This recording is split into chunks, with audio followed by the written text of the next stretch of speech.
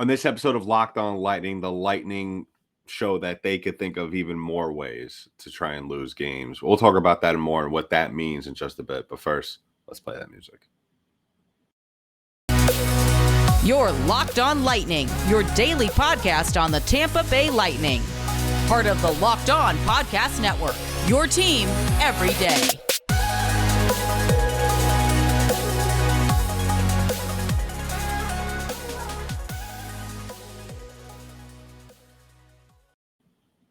And welcome to another episode of Locked On Lightning, part of the Locked On Podcast Network. This episode is brought to you by BetOnline. BetOnline has you covered this season with more props, odds, and lines than ever before.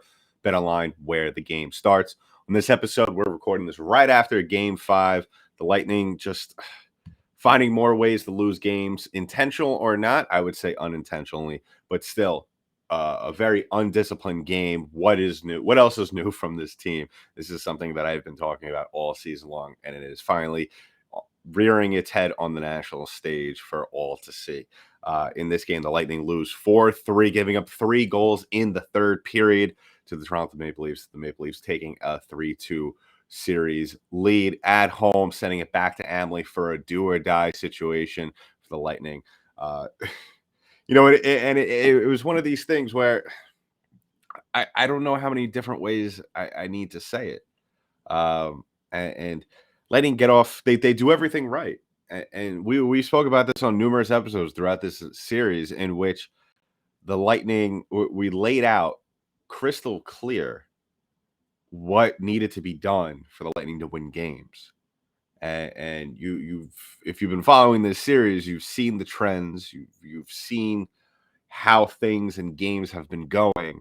So you would figure that the first team to score, given everything that has happened, the first team to score is going to win this game. And the Lightning jump out to a 2-0 lead within the first 6 minutes.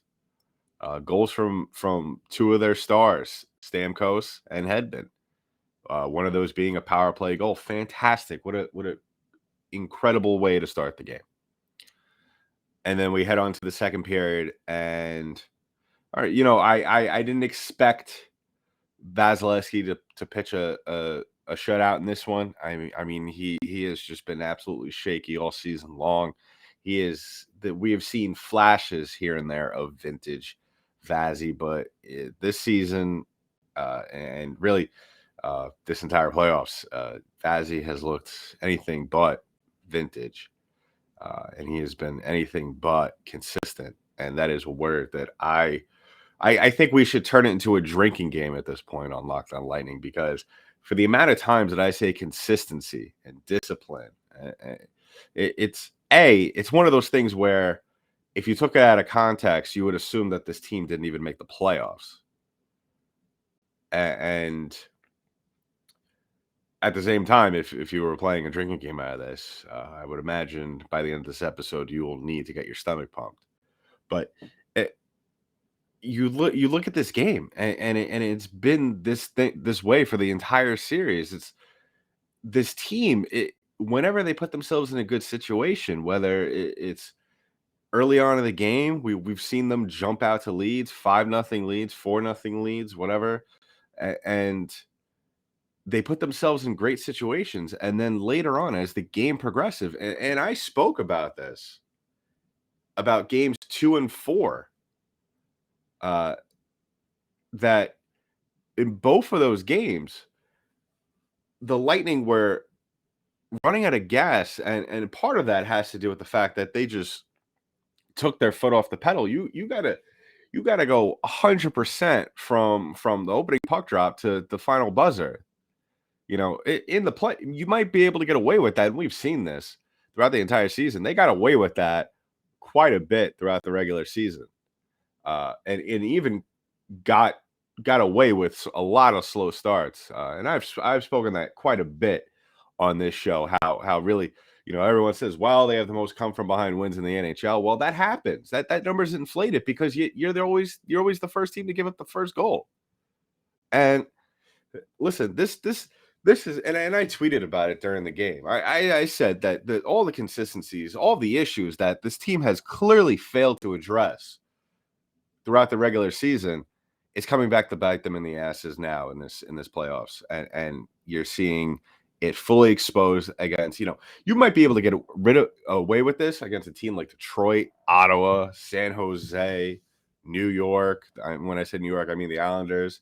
You might be able to breeze by or get by the skin of your teeth by those teams.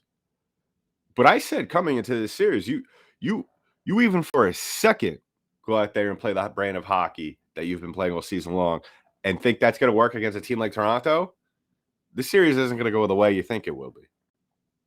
We're going to be sitting here, I think, kind of just to paraphrase what Daryl Sutter said about playing Colorado in the first round, whatever team ends up playing Colorado in the first round, guess what? You're going to waste 8 days. And yes, this series, is a lot different. It's going 6, possibly 7, if the Lightning can continue their winning streaks after coming off a loss in the playoffs. But if they don't win this series, in my opinion, this is a massive failure.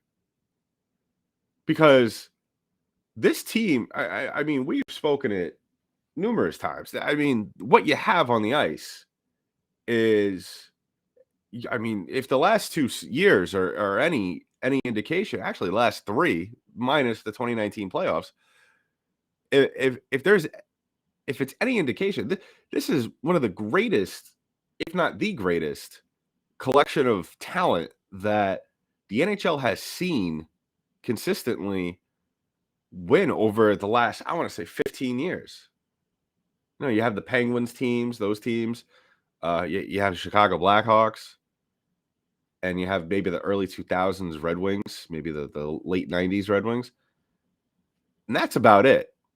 And I look at this, if the Lightning need to win this series, there's no coming back from this in terms of and this is what kind of has upset me over the course of the season. I was talking to a couple of people that I know that cover hockey as well as just people that I know that I talk to on a daily basis that are hockey fans and follow the sport very closely. And I have to say that it is very frustrating to see that a majority, and this is no criticism against any of my colleagues that cover the Tampa Bay Lightning. I am not out. This is not meant in a way to downplay or discredit their work that they have done. Some of the people that cover the Lightning are some of the people that I respect the most in the game of hockey. But it is very shocking that we are just now addressing this. It seems as though people surrounding this team, whether or not it's because you don't want to say things because you don't want to displease the organization, and that's fine. But at the same time, don't go out there and say that everything is all sunshine and rainbows, and that those 2 stretches back in April where they lost 3 games in a row came out of nowhere. This was something that has been happening all season long, and the Lightning just ran into 3 teams that were able to beat them in consecutive nights.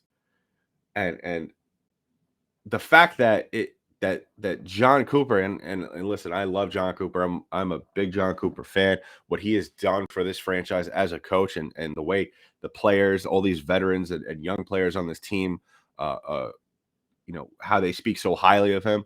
But the fact that his level of experience and the way he's had the pulse on this team for years, the fact that he has failed to address this, especially when this was something that was very apparent early in April,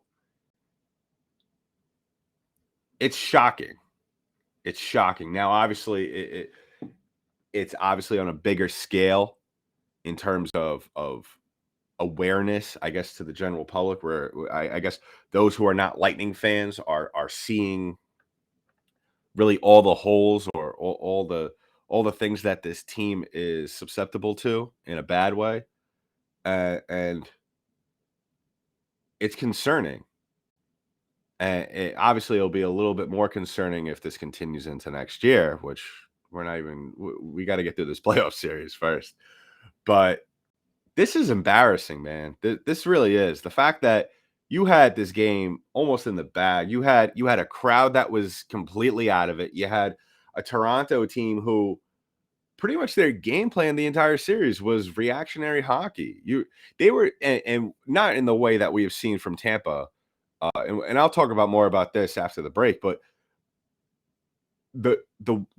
Toronto's game plan has just been waiting for Tampa to commit stupid penalties, which we saw multiple times in this game. Too many men on the ice penalties. I mean, there shouldn't even be one at this point in the season. This is those are penalties you commit in October, not May, not during the playoffs. I am in complete disbelief of what I just saw. And I hope that a lot of Lightning fans, whether you listen to this show, whether you watch this show, I hope that you understand that this isn't something that just fell out of the sky as soon as these two teams started off this series. This has been a thing that has been in the making since day one. Since day one. You could go back to game one at home, opening night against the Pittsburgh Penguins, and see this in full effect. So we'll talk about more about this game. I mean, there's a lot to unpack. We're going to have an episode tomorrow morning and tomorrow afternoon. I mean, this situation is just complete. It's got out of control.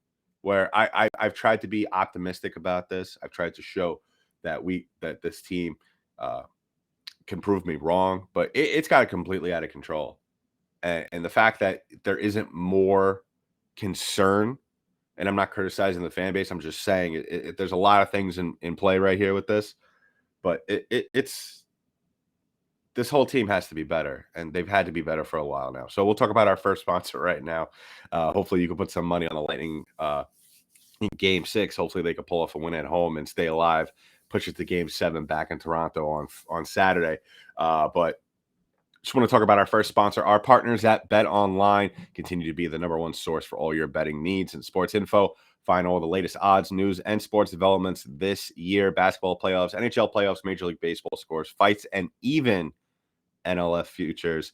BetOnline is your new continued source for all your sports wagering information, from live betting to playoffs, esports, and more. Head to the website today or use your mobile device to learn more about the trends and action. BetOnline, where the game starts. So if you're on YouTube, you're staying right here. If you're on an audio platform, you're joining us back right now.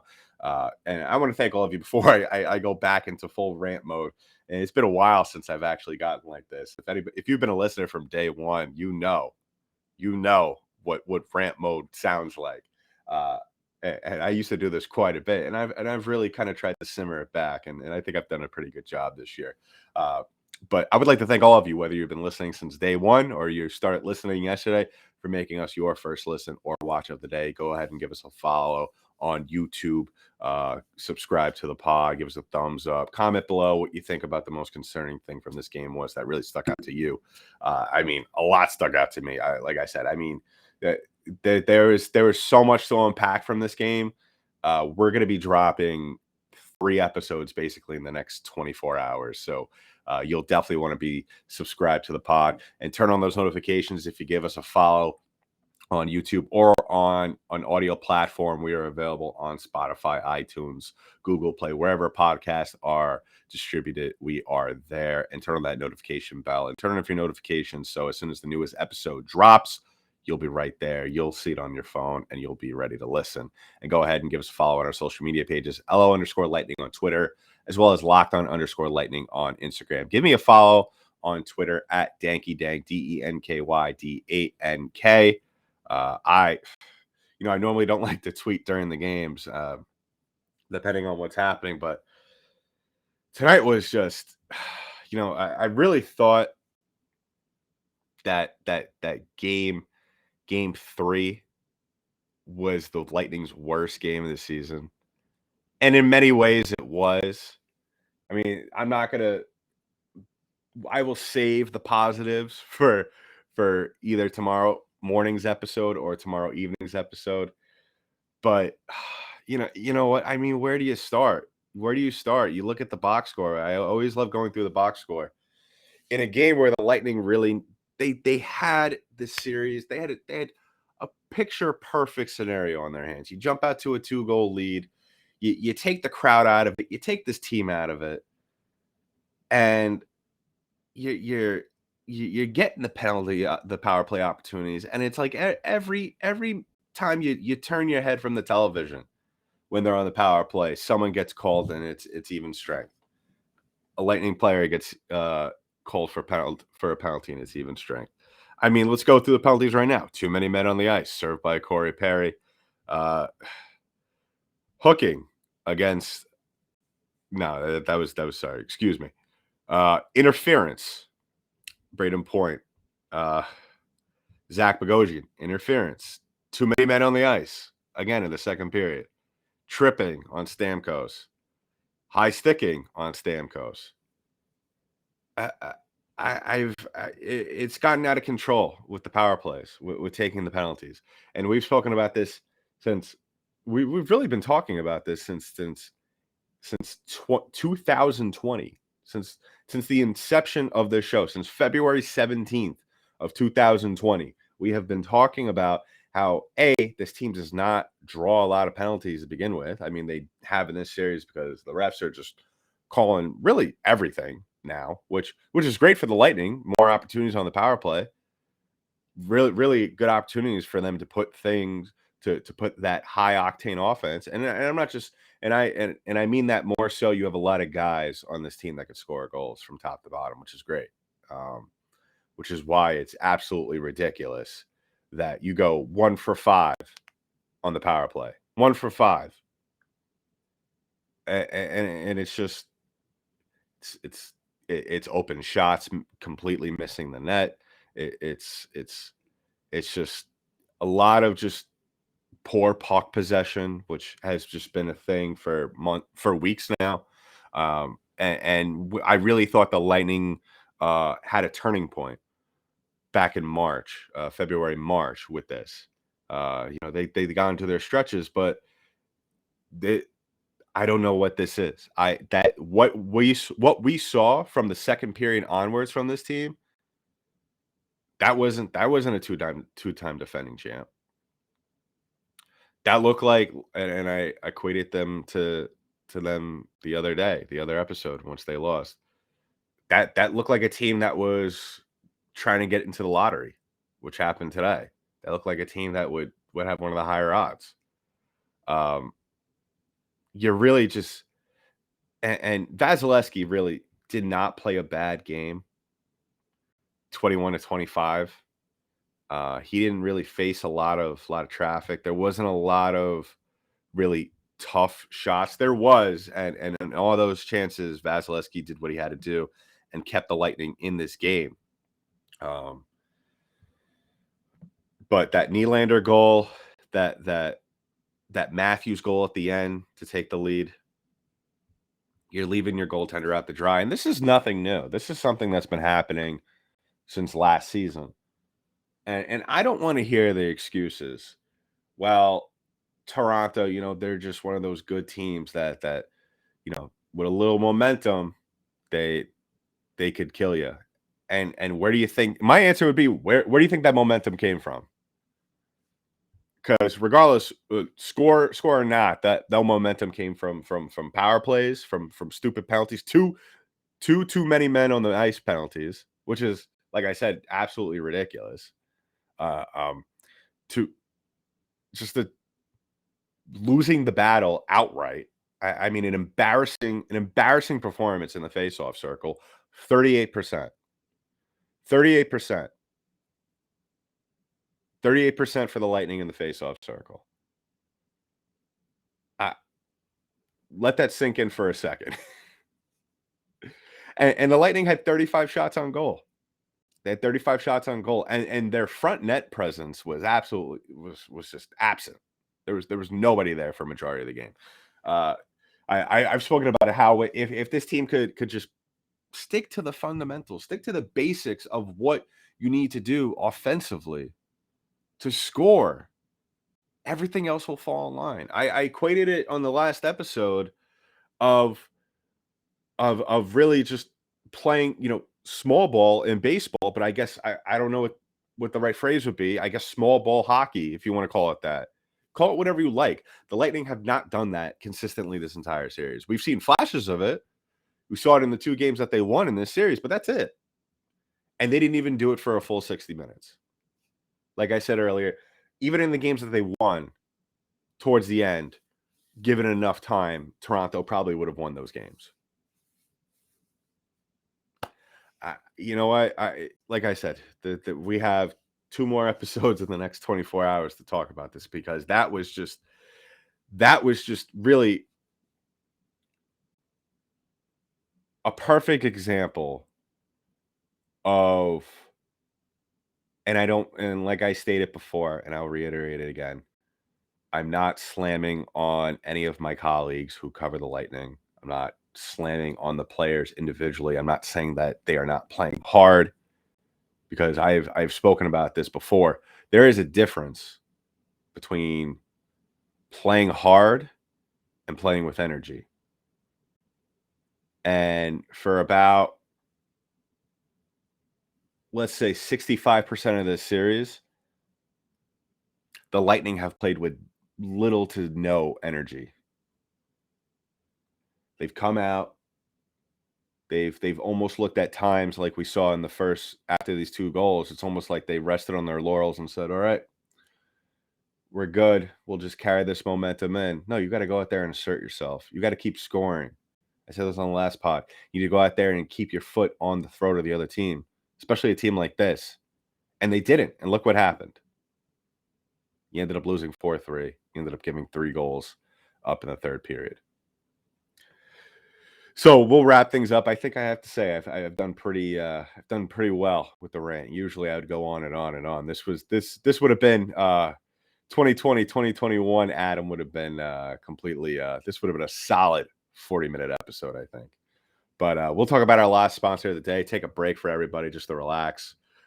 Think about what I just said, and we'll touch base at the end of the episode. We'll talk about our last sponsor of the episode, and that is Built Bar. Now, summer is coming, and with the summer, you're going to need some food on the go. Built Bars are the perfect snack to take with you on family vacations. Throw them in your bags, in your kids' backpacks. Make sure that everyone has a bar so you are fueled for your summer adventures. I think the Lightning need a couple of Built Bars, especially before the beginning of the next game.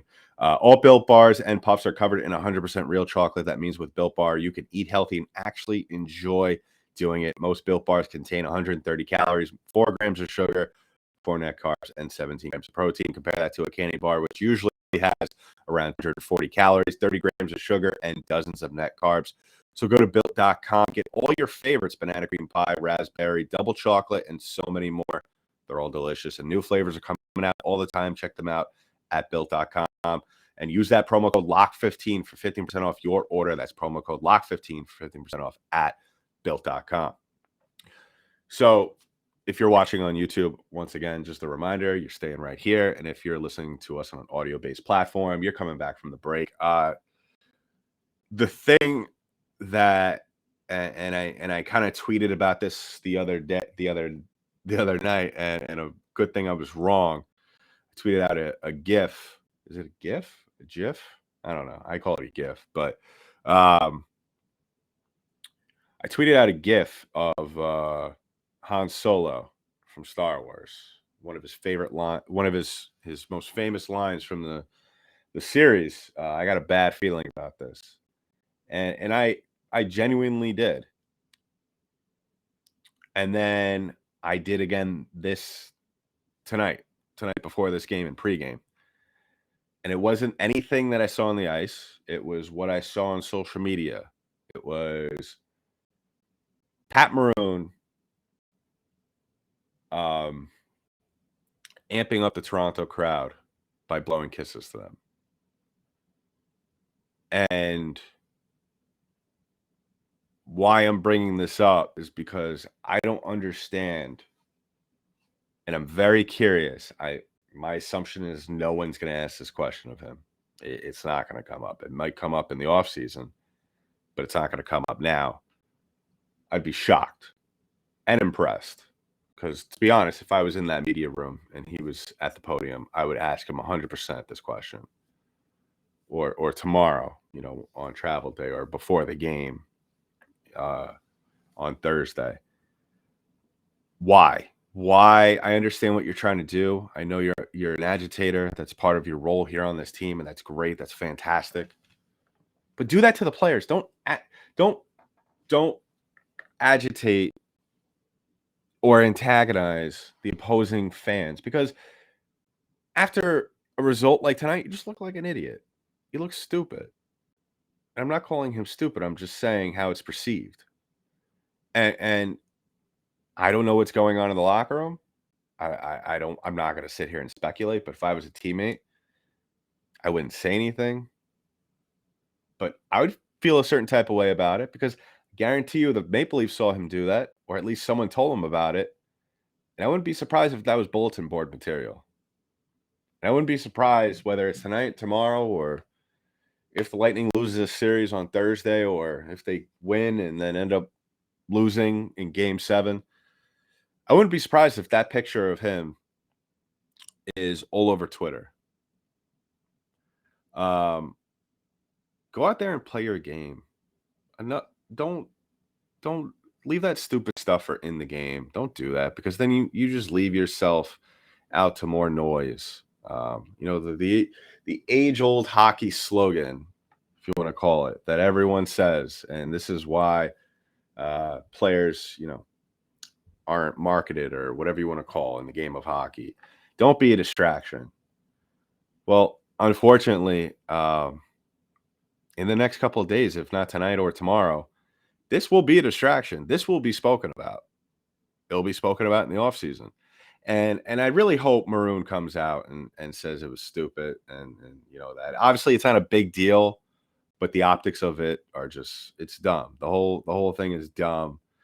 Maybe win a game, maybe win games in consecutive fashion, and then maybe you could start blowing kisses. Maybe win the series first, and then you could blow kisses to the fans. Don't do it before the game when the series is tied. But you know what? So yeah, just wrapping things up right now. I mean, just a very, very bad game, and I try to keep it PG here. I try not to curse or anything on the show, because I know there's people with children listening or watching to this. But to sum it up, just an all-around piss poor game.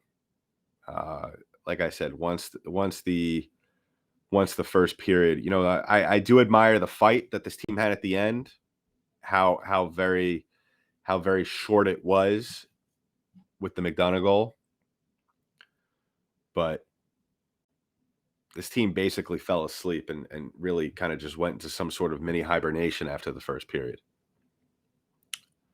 performance-wise and just mentally, because, I get it. The refs are calling pretty much everything, but this team has been like this in terms of taking bad penalties all season long. I mean, there's zero excuse as to why you take a too many men on the ice penalties, let alone one at this stage of the game. Like I said, that is a penalty reserved for October, early October, and reserved for bad teams. And we know this team is not a bad team. They're not. At one point during the NHL regular season, if the season ended at that point, they would have won the President's Trophy. And it's, like I said, to sum up, it would be a shame. It would be a shame if this series were to end on Thursday and this is one of the last games that they play in the year. Because I guarantee you, whether it be in this series or the next Tampa loss will be probably uglier than this. So hopefully, once again, go ahead and like and subscribe to the pod. And on the next episode, we'll be more optimistic. Don't worry about that. I'll be more optimistic. I'll have a couple hours to sleep on it. I'll go over some notes. I'll go over some articles, post-game statements, all of that and more. And we'll come back. We'll revisit, just like the Lightning are. They'll come back. They'll pick it up, and they'll figure things out as we go along the way. And go ahead and follow the show, because we will be monitoring every second and as the news breaks out for all that stuff. So that's been it for this episode of Locked On Lightning, part of the Locked On Podcast Network. I'm your host, Adam Denker. I'll talk to you in the next one.